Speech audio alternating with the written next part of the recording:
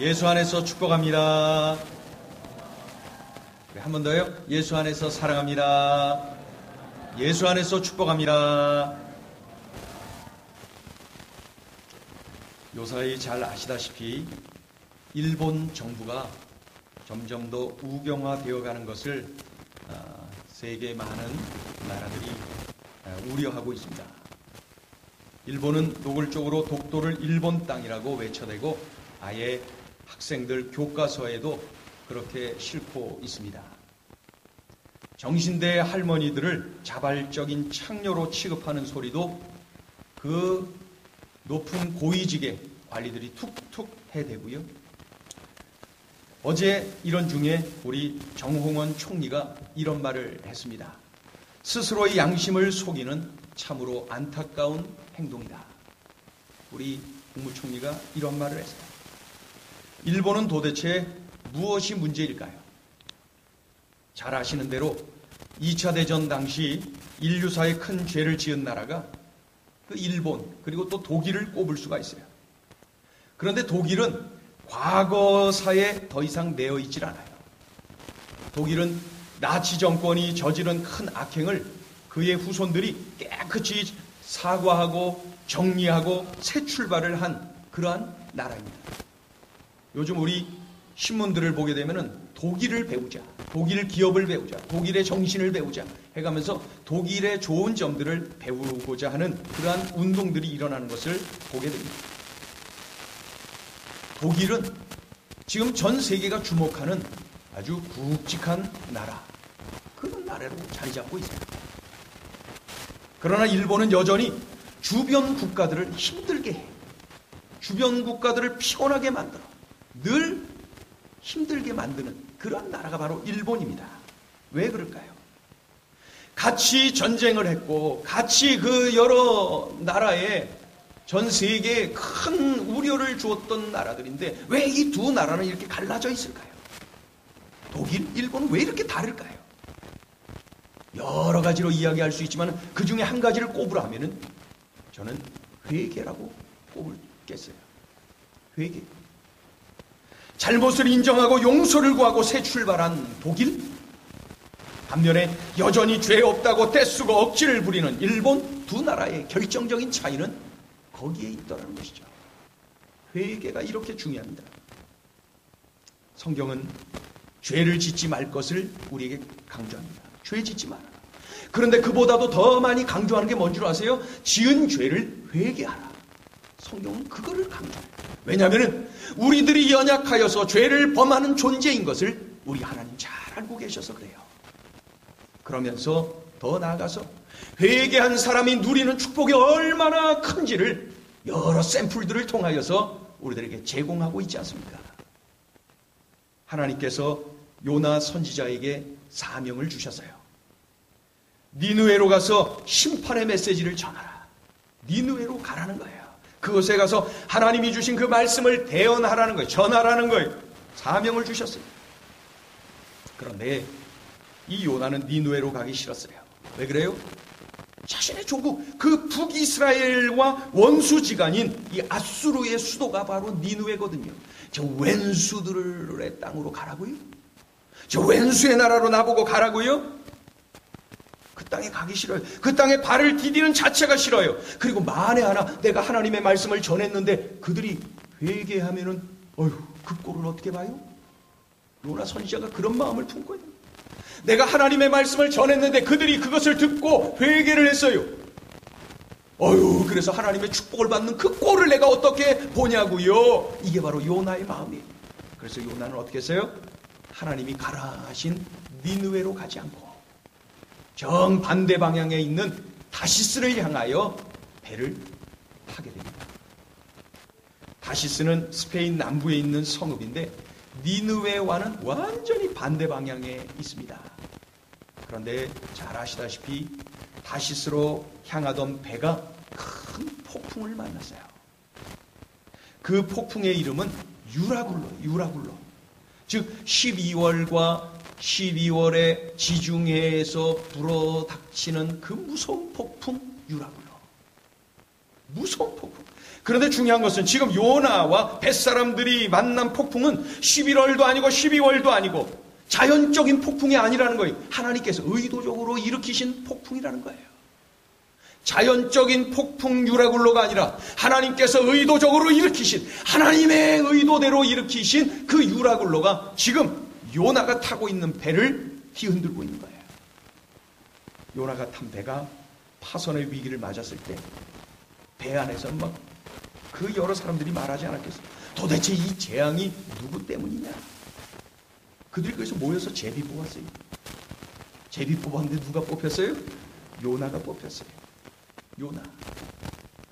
요나의 정체가 드러나죠. 요나가 잘 다 이야기를 합니다. 나는 누구누구요 하면서 이야기를 해요. 그러면서 요나는 배 안에 사람들에게 고백을 더 자세하게 하는데 뭐라 그래요? 내가 불순종해서 하나님께서, 내가 믿는 하나님께서 가라 하신 곳으로 가지 않고 반대 방향으로 가다가 이 폭풍을 만났소. 이 폭풍은 나 때문이요. 나 때문에 이 폭풍이 일어났으니 나를 바다에 던지시오. 그러면은 잔잔해질 것이요. 이게 요나의 고백입니다. 여러분, 회개의 첫걸음은 죄를 인정하는 거예요. 이 폭풍은 나 때문이, 요나처럼 자신의 죄를 인정하는 것, 이것이 바로 회개의 첫걸음이다.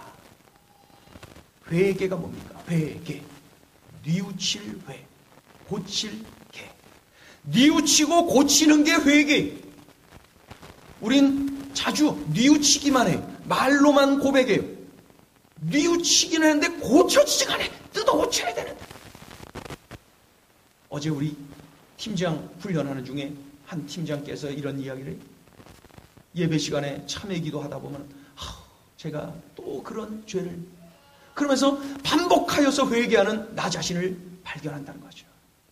뉘우치기만 하는 거예요. 여러분, 이거 그 팀장 한 분의 이야기입니까? 우리들의 이야기 아닙니까? 뉘우치기만 하면 안 되고 뜯어 고쳐야 돼. 뜯어 고쳐야 돼. 고치는 것까지 나가야 돼. 뉘우치고 고치는 것이 바로 회개예요. 그런데 뉘우치고 고치기 위해서는 먼저 선행돼야 되는 것이 뭐예요? 나의 죄를 먼저 인정해야 돼. 인정을 해야 뉘우치고 고치죠. 인정도 안 하는데 어떻게 뉘우치고 고칠 수가 있겠습니까? 나 때문이다. 내가 저지른 죄다. 내가 죄인이다. 죄를 인정하는 것이 이토록 중요합니다. 이것이 회개의 첫걸음, 회개의 축복을 누리는 첫걸음이 된다는 거예요. 요나가 바다에 던져졌어요. 잘 아시는 대로 큰 물고기 뱃속으로 들어갔어요. 그리고 그 속에서 어떻게 해요? 진심으로 회개합니다. 삶을 새롭게 결단합니다. 그리고 3일 후에 그 물고기 뱃속에서 나오게 되죠. 그런 후에 어떻게 합니까? 다시 하나님께서 주신 그 사명을 붙잡고 다시 니느웨로 가는, 고쳐지는 그러한 일이 일어난 것이죠. 인정을 해요. 뉘우쳐요. 그리고 고쳐지는 그러한 곳까지 나가는 것을 볼 수 있어요. 그래서 결과가 어떻게 됐어요? 니느웨에 가서 하나님의 그 말씀을 전했더니, 하라 하신 대로 전했더니, 했더니 니느웨 성의 왕부터 시작해서 모든 백성들이 다 하나님 앞에서 자신들의 죄를 회개하는 역사가 일어나더라는 것이죠. 거국적인 아주 놀라운 그러한 회개의 부흥이, 회개의 바람이 일어난 것을 볼 수가 있어요.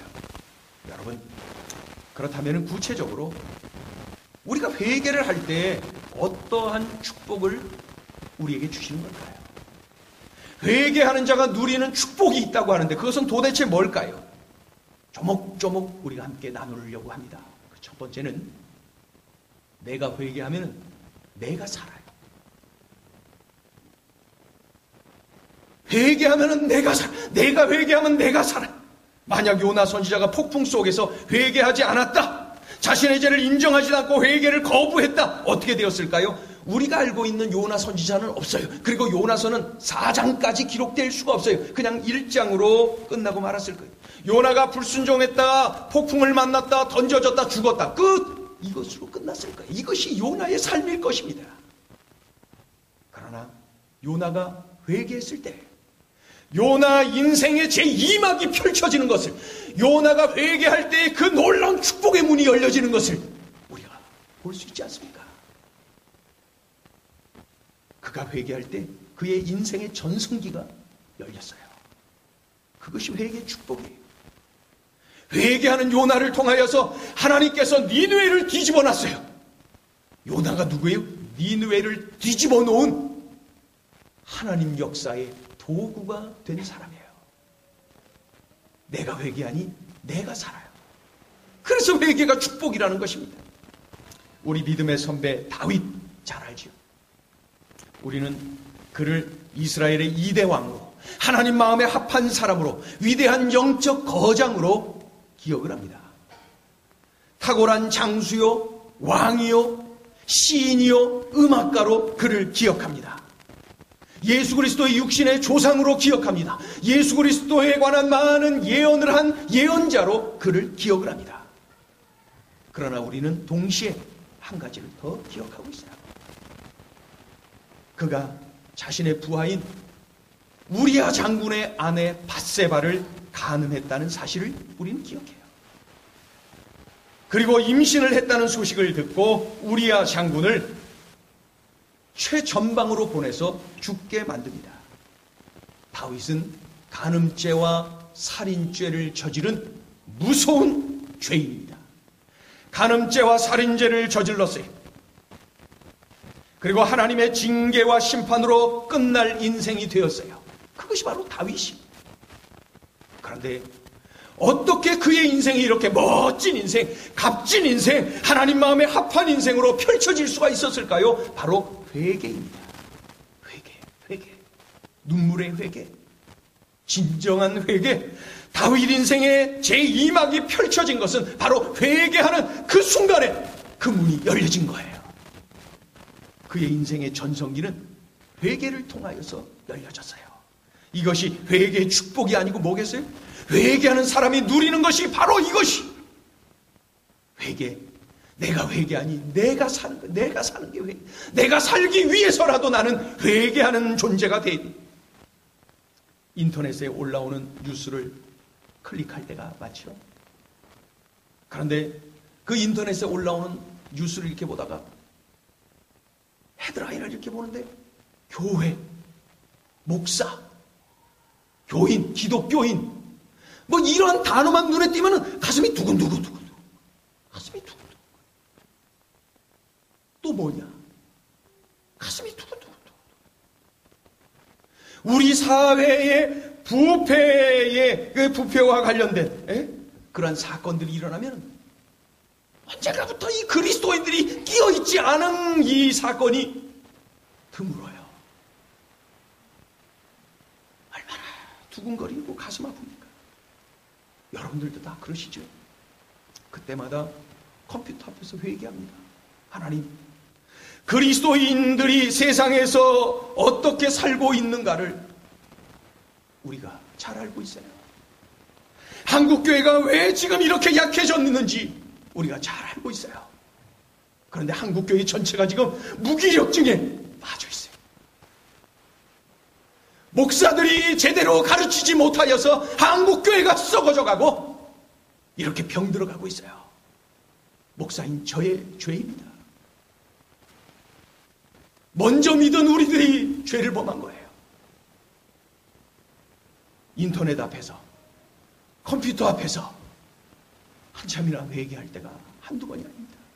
그런 이야기들을 우리 성도들이 또 저에게 하곤 합니다. 요나의 인생 전성기는 회개를 통해서 그 문이 열렸어요. 누구든지 잘못할 수 있어요. 그러나 잘못한 걸로 끝나버리면 그 인생은 참으로 불쌍해요. 그러나 회개를 통해서 다시 그 축복의 문이 열리고 은혜의 문이 열리고 다시 인생의 제2막의 문이 열리고 전성기의 문이 열려진다면 그 축복은, 그 회개는 내게 축복이 아니겠습니까? 다윗의 인생, 요나의 인생, 그들의 인생은 회개 이후를 우리는 봐야 돼요. 회개 이후에 그의 인생은 참된 하나님이 원하시는 삶을 산 것을 볼 수가 있어요. 회개하면 내가 살아요. 내가 살아요. 그래서 우리는 회개해야 됩니다. 둘째로 보면은 내가 회개하면은 이 나라, 이 민족이 살아나요. 나의 조국이 살아나요. 내가 회개하면 말이죠. 말도 안 되는 소리 하고 있는 것 같지요? 말이 됩니다. 사실입니다. 요즘 큐티를 하게 되면 참으로 은혜로워요. 요셉이라고 하는 우리 믿음의 선배를 보면서 하나님을 봐요. 꿈의 소중함도 봐요. 한 사람의 소중함도 볼 수가 있어요. 그래서 요셉 한 사람을 통해서 그가 섬기는 그 보디발 장군 온 집이 복을 누려요. 요셉 한 사람 때문에 애굽의 모든 백성들이 흉년 중에도 식량 걱정 없이 살아가는 복을 누려요. 모세를 생각해도 그래요. 모세 한 사람 때문에 이스라엘 백성들이 출애굽하여서 자유의 기쁨을 누리는 그러한 복을 누려요. 여호수아 한 사람을 통해서 하나님이 약속하신 가나안 땅에 들어가는 그러한 복을 누려요. 한 사람의 소중함을 우리에게 보여주어요. 오늘 본문을 봐도 마찬가지죠. 요나 한 사람의 불순종으로 그 배에 탄 모든 사람들이 유라굴로 이 무서운 폭풍을 만나게 됐어요. 동시에 요나 한 사람의 회개를 통해서 바다가 잠잠해졌어요. 문제가 해결되어졌어요. 더 나아가서 요나 한 사람 때문에 니느웨의 왕과 모든 백성들이 회개하고 하나님께 엎드리는, 변화되는, 뒤집어지는 그러한 역사가 일어났어요. 거국적인 회개운동이 일어났어요. 요나 한 사람 때문에. 한 사람이 중요합니다. 한 사람의 소중함을 알려주고 있어요. 동시에 한 사람의 회개가, 비록 한 사람의 회개를 할지라도 그것이 작은 물결이 되어서 그것이 점점 커지면서 극기하는 거대한 영적 쓰나미가 될 수가 있다는 것, 우리는 이 선배들을 통해서 알 수가 있어요. 나 혼자 회개한들 무슨 일이 일어나겠어? 아니에요. 그렇게 생각하지 마세요. 그 생각은 사탄이 주는 생각이에요. 나는 위대해요. 왜냐하면 내가 위대해서 위대한 게 아니라 나의 작은 이 회개를 들어서 하나님은 거대한 영적 쓰나미를 일으키실 수 있는 위대한 분이시기에 내가 위대할 수가 있어요. 비록 나 한 사람이라 할지라도 눈물로 회개하고 내 조국을 끌어안고 회개할 때에 내 조국에 크고 엄청난 거룩한 영적 쓰나미가 일어날 줄로 믿습니다. 느헤미야를 아시지요? 남유다가 멸망을 당할 때에 포로로 끌려간 자들이 있었는데 그들의 아들 느헤미야. 그러니까 느헤미야는 이 포로 이민 2세예요. 포로 이민 2세. 그런 그가 바사 제국의 권력의 핵심에 들어가지 않습니까? 왕의 술 맡은 관원. 그거는 이 지금 대통령 비서실장을 뛰어넘는 그러한 아주 고위 관직이라 할 수 있어요. 인격과 실력을 인정받아서 아주 안정적인 직장 생활을 이 포로 이민 2세인 느헤미야가 누리고 있어요. 그런 느헤미야가 자신의 조국의 슬픈 소식을 듣게 됩니다. 예루살렘 성이 회파되었다는 거예요. 성문이 다 불탔다는 거예요. 여기저기서 도적대들이 들이닥쳐갖고 말이죠. 남자들을 죽이고 여자들을 능욕하고 농사를 좀 지어놓으면 그거 다 빼앗아가고, 그래서 조국의 심장이라고 할 수 있는 예루살렘이 극도로 어려워졌다. 사람이 살만한 곳이 못 된다. 이런 소식을 듣게 되죠.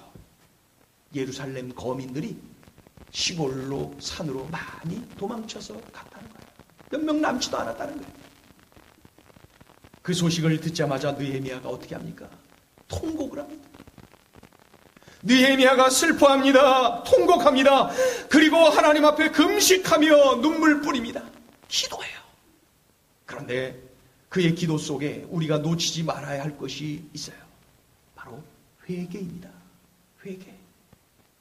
이스라엘 백성들이 하나님 앞에 불순종하고 우상을 섬겨서 이렇게 나라가 멸망하고 포로로 끌려왔는데, 그러한 조국의 죄, 자기 조상들의 죄를 포로 이민 2세인 자기가 뭘 끌어안고 기도를 했대요? 다른 나라에 가 있으면서 그곳 공무원으로 살면서. 그런데 그럼에도 불구하고 이 느헤미야는 조국의 현실을 끌어안고 자신의 죄임을 통곡하며 하나님 앞에 금식 기도하고 있어요. 하나님, 조국의 죄는 나의 죄입니다. 나와 우리 아비의 집의 죄입니다 하면서 엎드리는 진정한 회개의 사람임을 알 수가 있어요. 한 사람 느헤미야의 회개가 어떻게 됐냐고요? 거룩한 영적 쓰나미로 발전합니다. 그래서 예루살렘 성이 그 성벽이 막 재건되고요. 그곳에 모인 그 백성들에게 영적 대각성이 운동이 막 거룩한 운동이 일어나고요. 성만 지어지는 것이 아니라 그들의 속사람이 새롭게 지어지는 역사, 이런 영적 쓰나미가 이 한 사람 느헤미야를 통해서 시작되고 발전되고 성취되는 것을 볼 수가 있어요. 보세요. 나 한 사람의 회개 우습지 않죠? 나 한 사람의 회개가 얼마나 위대할 수 있다는 것 우리가 인정해야죠. 지금 우리는 그 어느 때보다도 이 나라를 위해서, 민족을 위해서 기도해야 될 때를 맞이했어요. 북한의 1인 독재 체제, 우상 숭배 체제, 그런 것들을 강화하기 위해서 핵을 포기했기 때문에 저 중동 국가, 저 북아프리카 국가가 그렇게 그 정권들이 무너진 것이다 라고 아주 철저하게 믿으면서 핵을 붙잡아요. 무력 도발을 하곤 합니다. 개성공단을 잠정 폐쇄해버렸어요. 미사일을 딱 짙게 세워놓고 한반도를 계속 공포 속으로 몰아넣고 있어요. 신문들을 보다 보니까 중국에는 저 북한에 들어가는 관광객들, 단체 관광객들 들어가지 말아요. 단체 관광 금지시켜버렸대요. 외국의 유학생 중에는 우리나라에서, 대한민국에서 유학하고 있는 이 외국의 유학생들 중에는 자신의 나라에서 부모님이 전화했고, 야 빨리 들어와라, 난리 났네, 빨리 들어와라, 어머니 괜찮아 들어와, 공부는 나중에 해도 돼, 일단 살아야지, 안전해야지. 그래갖고 여러 명의 학생들이 돌아갔대요. 자기는 괜찮은 것 같은데 부모님이 하도 들어오라고 그러고 들어갔대요. 신용평가사인 무디스는 이러한 북한의 적대적인 행동이 한반도에 심각한 군사적 충동을 유발시킬 수가 있다. 그래서 우리나라의 신용 등급을 강등시킬 수가 있다라고 경고를 했습니다. 이것은 우리나라 경제에 치명적인 악영향을 줄 수가 있어요. 지금 우리는 그 어느 때보다 우리의 조국을 위해, 민족을 위해 기도해야 될 때를 맞았어요. 여러분 그거 아세요? 지금 우리 한국교회의 기도 소리가 드높아지고 있는 것 아세요? 조국의 슬픈 현실을 끌어안고 기도하는 거예요. 우리 한국교회가 지금 기도를 시작했어요. 간절히 기도하는 교회들이 많아지고 있어요. 나라가 어려워지면서 이 땅의 교회들이 정신 차리고 있어요. 이 땅의 교회들이 기도의 소중함을 알고 다시 기도하기는 기도의 자리로 가고 있어요.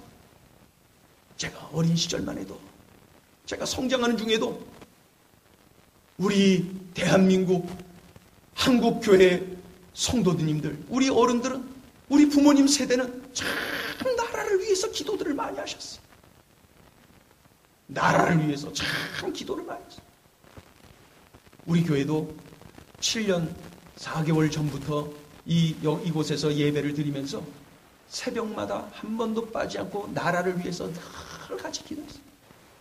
이 나라의 민족을 위해서 늘 기도해 왔어요. 빼놓지 않았어요. 그러나 그렇게 그 정도로 머물 것이 아니라 우리 온 성도가 한 사람 한 사람이 이 나라를 위하여서 진정으로 기도해야 될 그런 때를 맞이했다는 거예요.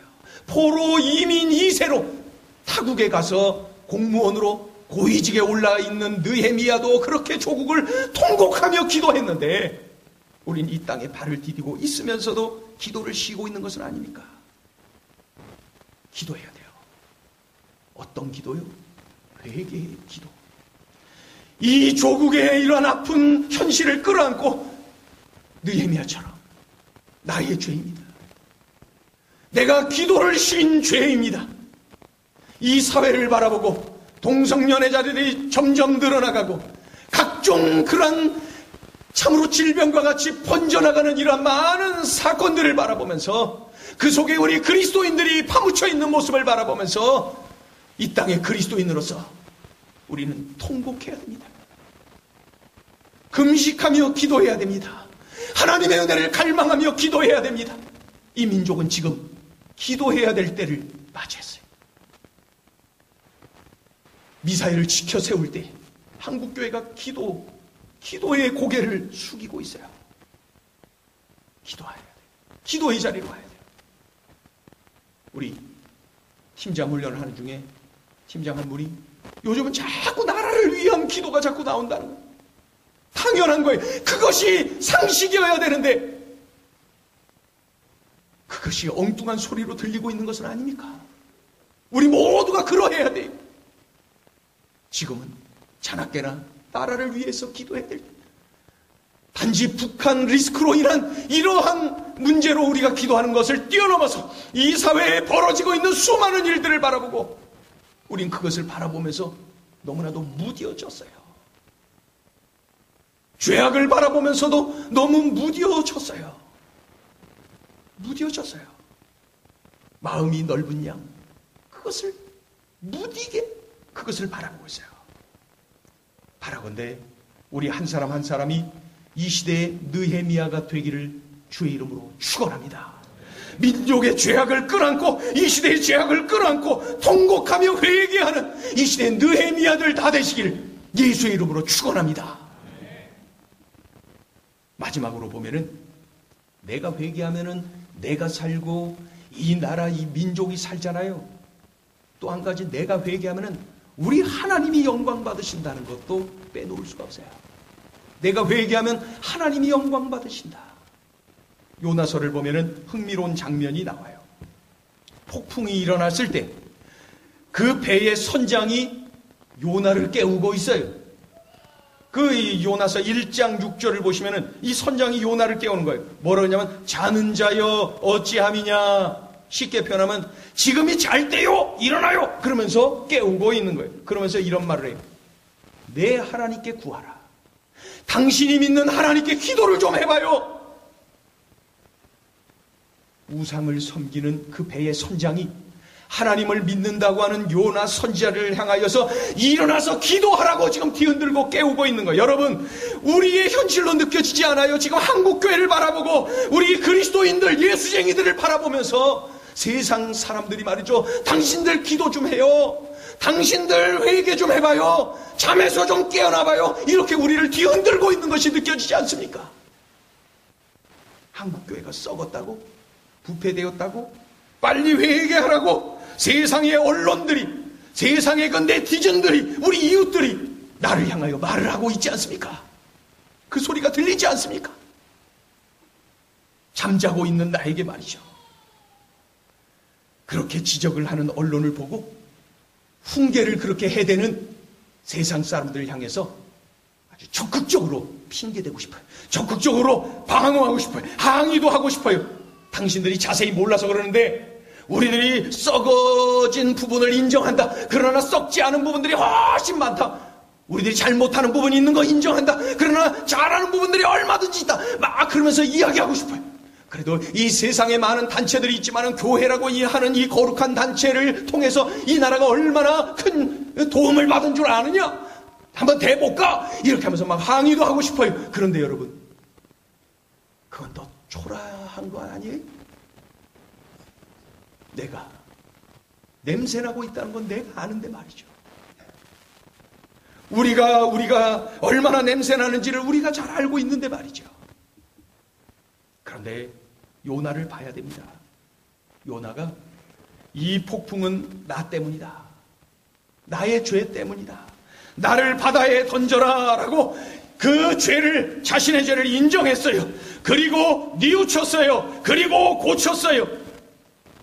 우리 본문 읽어보죠. 15절, 16절 읽어봐요. 15절, 16절 읽습니다. 15절, 16절 시작. 요나를 들어 바다에 던짐에 바다가 뛰노는 것이 곧 그친지라. 그 사람들이 여호와를 크게 두려워하여 여호와께 제물을 드리고 소원을 하였더라. 핑계대고 항의하는 요나가 아니라 자신의 죄를 인정하고 나 때문입니다. 나를 들어서 바다에 던지세요 라고 고백하는 그 요나를 통하여서 그 배 안에 있었던 그 믿지 않는 우상을 섬기는 자들이 어떻게 되었어요? 하나님을 두려워하고 하나님께 이 제물을 드리고 하나님 앞에 소원을 하는 사람들로 완전히 뒤집어졌다는 거예요. 여러분, 내가 항의하고 핑계대고 끝까지 그냥 그 포기하지 않고 그것을 붙잡아봤자 나만 초라해지는 거예요. 회개하는 거예요. 내 죄를 인정하고 뉘우치고 고치고, 인정하고 뉘우치고 고치고. 그럴 때에 하나님이 영광 받으셨어요. 믿지 않고 우상 섬기던 그 뱃사람들이 하나님을 두려워해요. 하나님께 제물을 드려요. 하나님께 소원을 해요. 핑계대고 항의하는 요나를 통해서가 아니라 회개하는 요나를 통하여서 이 엄청난 영광을 하나님이 받으시는구나. 회개가 이렇게 위대한 거예요. 내가 회개하면은 보잘것없는 내 인생의 회개를 통하여 우리 하나님이 영광 받으시는구나. 이 소중한 비밀을 우리에게 알려주고 있어요. 구약성경 역대하 7장 14절은 이렇게 말씀해요. 우리 같이 한번 읽어볼까요? 역대하 7장 14절 같이 읽어보죠. 시작. 내 이름으로 일컫는 내 백성이 그들의 악한 길에서 떠나 스스로 낮추고 기도하여 내 얼굴을 찾으면 내가 하늘에서 듣고 그들의 죄를 사하고 그들의 땅을 고칠지라. 아멘. 한 번 더요. 시작. 내 이름으로 일컫는 내 백성이 그들의 악한 길에서 떠나 스스로 낮추고 기도하여 내 얼굴을 찾으면 내가 하늘에서 듣고 그들의 죄를 사하고 그들의 땅을 고칠지라. 아멘. 아멘. 이 말씀에서 중요하다. 그래서 밑줄 쳤잖아요. 밑줄 쳐져 있죠? 밑줄 두 곳이나 쳐져 있죠? 밑줄 보니까 악한 길에서 떠나. 인정하고 뉘우치고 고치자는 거예요. 회개하자는 거예요. 악한 길에서 떠나. 그랬더니 그들의 땅을 고칠지라. 그들의 땅을 고칠지라. 그들의 땅을 고칠지라. 내가 악한 길에서 떠나고 나의 죄를 인정하고 진심으로 뉘우치고 고칠 이런 회개의 운동이 내 심령 가운데서 일어날 때 다른 사람 말할 것 없어요. 내 안에서 이런 것이 일어날 때, 내 인생에서 이것이 일어날 때 내가 살아요. 그리고 내 조국, 우리 민족이 살아나요. 그리고 하나님이 영광 받으실 그 길을 선택하시는 여러분 되시기를 축원합니다. 회개를 선택하세요. 이것은 부끄러운 것이 아니라 축복. 회개를 선택하세요. 이것은 나를 죽이는 것이 아니라 나를 살려요. 민족을 살려요. 거룩한 영적 쓰나미를 목격하게 될 것입니다. 기도합니다.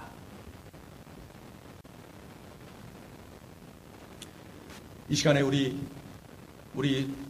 오늘 한번 나라를 위해서 기도하기를 원해요. 여러분 그 자리에서 다 일어나셔서 우리 한번 기도하죠. 일어나서 기도해요. 그리고 오늘 이